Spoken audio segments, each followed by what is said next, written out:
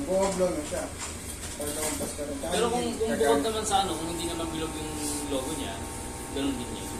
Basta sir ano, Pag kung straight ko na ganun. pag straight lang sir, ano, mapapansin niyo pa rin kasi sir na meron siyang stretch. So para maiwasan niyo, kung gusto niyo umayon talaga dun sa pagka, parang natural pa rin yung look niya sa taper, gamitan niyo na.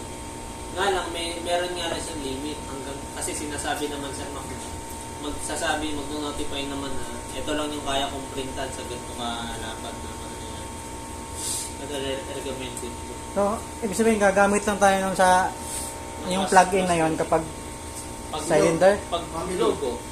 Pag cylinder sir, di mo na kailangan. Kasi Pag flat cylinder, lang. naka-flat lang kasi.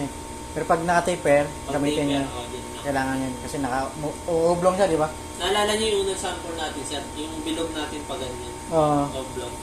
Kasi di tayo Kahit naka-taper. pag gumawa ka doon sa sublimation, diba yung pag-press ka, yung-advise ko ito, i-finish mo yung logo.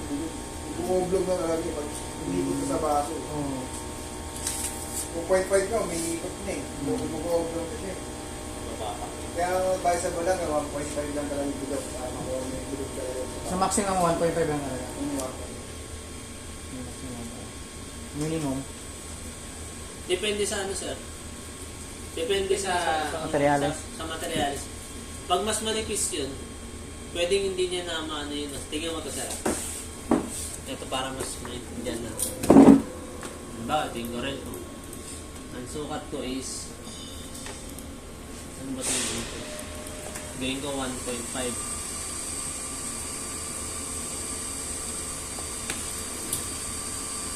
Halimbawa, ito yung sukat ng taper to.